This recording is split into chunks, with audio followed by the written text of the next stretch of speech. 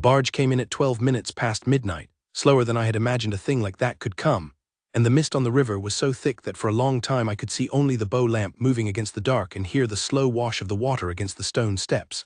Then the lamp grew and the prow of the barge slid out of the mist, and I saw the 7 flag-draped caskets laid in a row down the length of her deck, and I knew that the long traveling was finished and that the boys had come home. My name is Edmund Halleck. I am 74. I served 31 years in the Northern Reach Pioneers, and I retired with the rank of Sergeant Major, and I had not, in the 50 years between the last patrol and that midnight, ever expected to stand on a stone step beside a river and watch them come back. The mountains do not, as a rule, give up what the mountains take. But a survey team from the Geological Service had found them in the spring, in a high cirque above the old border, where the ice had given up its grip on a tin mess kit and a brass buckle, and a foot lower on the bones of 7 men in the rotted webbing of a service nobody had marched under since before my own enlistment. The kit numbers were in the regimental ledger. The ledger had not been opened in 40 years. It opened that spring. The regiment is gone now. We were folded into a larger formation the year the old king died, and the colors were laid up in the chapel at Wildermere, and the old hall was given to the Historical Society. But the dead are not folded. The dead belong to the regiment that raised them. And so when the bones came down out of the mountains, the household of Wildermere, which still keeps the chapel and the colors and the small honor roll on the south wall, sent word that a single ceremonial Royal Guardsman of the household would stand the night watch over the caskets from the moment of their arrival at the landing until the dawn handover to the families at the chapel door. A single guardsman, not a detail, not a rotation. 1 man from midnight to first light on the stone landing where the boys came ashore. I thought when I read it in the small column of the regimental newsletter the Historical Society still mails to the old men of the old service that it was too much to ask of a man. 6 hours is a long time on a stone step beside a river in the autumn. The mist comes in. The rain comes in after the mist. I thought the household would think better of it and send a relief at 3, the way any sensible duty roster runs. I drove out to the landing because I had been the sergeant major of the regiment for 11 of its last years, and because there was no one else from the old service who could still drive himself. I assumed somebody before midnight would make the sensible call. The young man was already on the post when I arrived at 11:30 at the head of the stone steps, 6 paces back from the lip where the barge would tie in full ceremonial. Red wool tunic, brass buttons, the tall black bearskin, white gloves, the metal bar across his left breast, the rifle at his right shoulder in the slow vigil carry of an honor watch.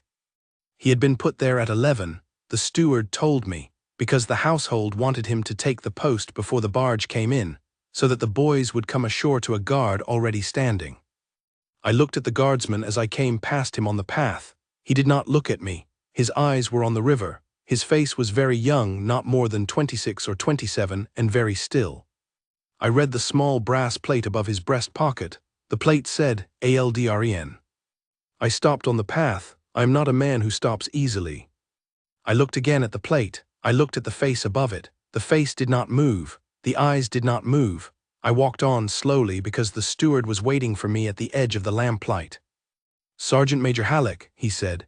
He was a thin man of about 60 in a dark coat with the small white collar of the household chapel under it. Mr. Penhall, the guardsman, his name. Aldrin, the steward said, yes. There was an Aldrin in the patrol. The steward looked at me for a long moment. He had a careful face. Lieutenant Tomas Aldrin, he said quietly, the patrol commander. Yes, Then this boy is his grandson. I did not say anything for a while. The mist moved on the river. Somewhere upstream a bell buoy tolled, the slow single note of the buoys they put out before the river ice comes. Does he know? I said. He knows. Did he ask for the post? He volunteered for it the day the ledger opened. The household tried to put a rotation in place. He asked with respect to stand the full watch. The colonel of the household guard signed the request. All of it from midnight. From 11, Sergeant Major, to the handover at the chapel door at 6, 7 hours. I did not look back at the young man. I did not need to. I could feel him behind me in the lamplight in his immaculate stillness, and I understood that the household had not made a mistake. The household had made a choice. The boy had asked, the colonel had signed, and the household had had the wisdom to let it stand. The barge came in at 12 minutes past midnight. As the prow slid out of the mist, the young guardsman on the post, without being signaled, without being called to, brought his rifle from the shoulder to the present, the slow ceremonial present, the rifle held vertical across his body, the white glove flat against the small of the stock. The bargeman saw him do it. The lead bargeman, an old riverman with a face like weather, took off his cap and held it across his chest until the bow was tied. The barge came in. The flag-draped caskets came home. The young guardsman stood at the present. The river kept moving past the stone steps as it had moved past them for the 800 years they had been there. They brought the caskets up the steps one at a time. It took 28 minutes. Each casket was carried by 4 men of the household ceremonial detail in dark wool greatcoats, heads bare, at the pace of a man counting under his breath. Each was laid on its trestle in the long row set on the upper terrace under the chapel awning, the flag at the head, the small brass plate at the foot with the man's name and rank and the year of his going. I watched the steward read the plates with his lips moving, the way a careful man reads a list he has read before but does not want to read wrong. The young guardsman did not turn his head as the caskets went past behind him. He did not, in the 28 minutes, lower the rifle from the present. When the last casket was laid on the last trestle, he brought the rifle slowly back to the vigil carry at the shoulder, and his eyes went back to the river. The detail formed up. The senior of them looked at the young guardsman on the post. He gave the smallest possible nod. The young guardsman gave the smallest possible nod back. The detail marched in the slow drill of the household off the terrace and away up the path toward the chapel, and the lamps of their lanterns went out of sight one by one behind the yews. That left on the upper terrace the 7 flag-draped caskets in their long row, the steward, 2 of the household chaplains in their black, an old riverman with his cap still in his hand, me, and the boy on the post. The rain began at 1. I had brought an oilcloth coat and a hat, and I stood under the corner of the chapel awning where the rain did not quite reach. The steward stood beside me. The chaplains stood at the head of the row of caskets and read, very quietly, the short office of the watch. The old riverman, who had no business there but who did not leave, stood under the yews with his cap in his hand. The boy on the post stood in the rain. The bearskin shed it, the red wool darkened, the white gloves went gray. The brass on the buttons kept its color because brass is brass, and the metal ribbons on his chest went the color the ribbons of any service go when the rain takes them in the dark. He did not for any of it move.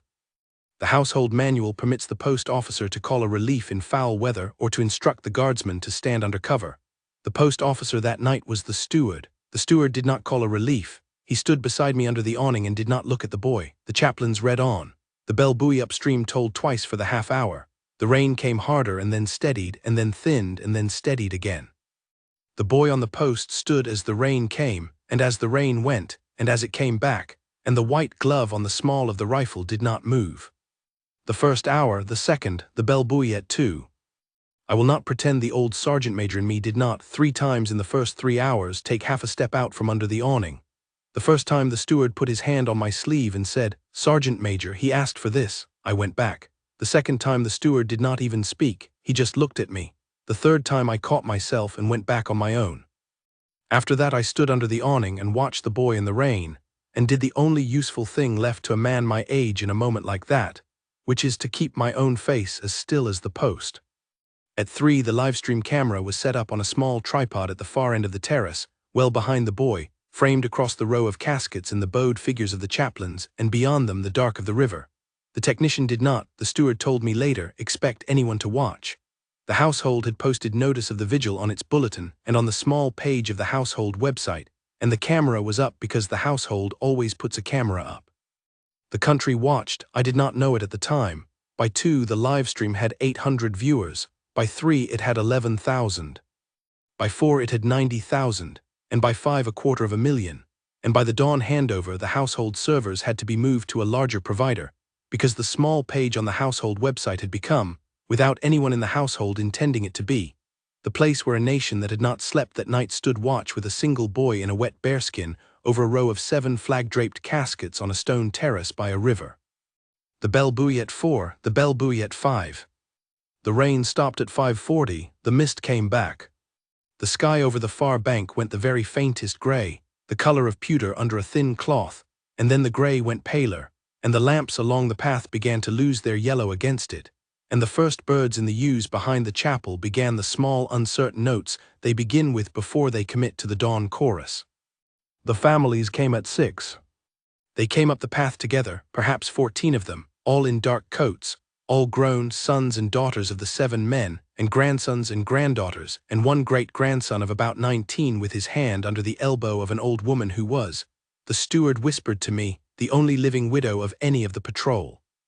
They came up at the pace at which people who have driven a long way in the dark to meet their dead come up a path. They stopped at the head of the terrace. They saw first the 7 flag-draped caskets in their long row under the chapel awning, with the chaplains in their black at the head. They saw second the boy on the post. He was where he had been at 11, at midnight, at 1, at 3, at 5. The wool of the tunic had darkened in the rain and was beginning very slowly to dry in the first grey of the dawn. The bearskin was beaded with the last of the mist. The gloves were grey. The metal ribbons across his chest sat exactly as they had sat at 11. The rifle was at the vigil carry, the white glove on the small of the stock. His eyes were on the river. The old woman saw him first. She let go of her great-grandson's arm. She walked very slowly across the terrace past the row of caskets to the foot of the post. She looked up at his face. The boy did not look down at her. The post does not look down. She read the brass plate above his breast pocket. I will not write what her face did. I am not going to. I watched it from 12 feet away, and it is not mine to give to a page. I will tell you only that she stood at the foot of the post for perhaps 30 seconds without speaking, and that she lifted one hand, and that she set the tips of her fingers very lightly against the cuff of his red wool sleeve, the way a woman touches a thing she has not been permitted to touch in 50 years, and that she said one word, and that the word was a name. Tomas. The boy on the post did not move. The boy on the post could not.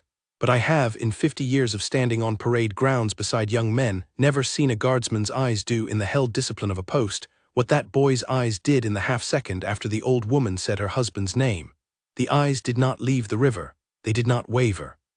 They simply, for that half-second, brightened, the way the surface of a river brightens when the first true light of the dawn touches it. Then they were the eyes of the post again. The old woman's fingers stayed on his sleeve for another moment. Then she took them away and she turned, and her great-grandson came forward and took her elbow, and she walked back to her family at the head of the terrace. The steward stepped forward.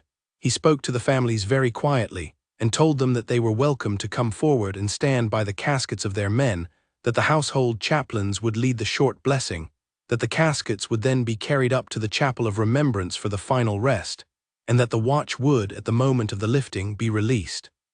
The families came forward. They went, each of them, to the casket of their own man. The chaplain at the head of the row read the blessing.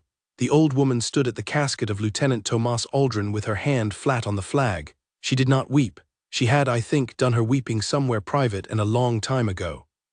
When the blessing was finished, the household detail came back down the path with their lanterns out and the dawn behind them. They formed up at the row of caskets. They waited. The senior of them looked, for the second time that night, at the boy on the post. The boy on the post, who had not, in 7 hours, in the rain and in the mist and in the cold and in the slow tolling of the river bell, moved his white glove by a hair from the small of the rifle stock, brought the rifle slowly from the vigil carry to the present. He held the present for the count it takes to walk 7 steps. Then he brought the rifle to the slope, and he turned for the first time in 7 hours on his heel, and he marched at the ceremonial pace, the 8 paces from the head of the steps to the head of the row of caskets, and he took his place at the head of his grandfather's coffin, at the right shoulder of the senior of the detail, as if it had been understood all night that this was where he was going to stand at the end. The detail lifted the 7 caskets. They carried them in slow procession up the path between the yews to the chapel of remembrance. The families fell in behind. The chaplains walked at the head. The boy walked at the right shoulder of his grandfather's coffin, the rifle at the slope, his face forward, the bearskin still beaded with the last of the night's mist. I stood under the corner of the awning and I let them go. The steward stood beside me. The old riverman stood under the yews with his cap still in his hand. None of us spoke. The procession went up the path and out of the lamplight and into the first true light of the morning, and the doors of the chapel of remembrance, which had not been opened for that purpose in 50 years, opened for the boys of the lost patrol, and the boys went home. That afternoon I sat in the back room of the Historical Society and watched on a borrowed laptop the last 20 minutes of the live stream. I watched the old woman walk to the foot of the post. I watched her set her fingers on the boy's red wool sleeve. I watched her say the name. I watched the half-second of light in the boy's eyes that I had thought at the time only I had seen. The camera had seen it too. The country had seen it. The boy gave no interviews. The household made no statement beyond the small line in the next bulletin, which said only that the watch had been kept and that the boys of the lost patrol had been laid to their final rest. The boy went back the next evening to his ordinary post at the inner door of the household residence. He has not, the steward writes to me, spoken of the watch to anyone. The post does not speak. The post stands. The boys came home and the post stood for them through every hour of the dark, and the country watched, and the old woman set her fingers on a red wool sleeve and said a name she had not said aloud in 50 years, and the boy on the post, who was not permitted to answer her, answered her in the only way the post is permitted to answer, which is to keep standing. He kept standing. The dawn came, the boys went home, that was enough.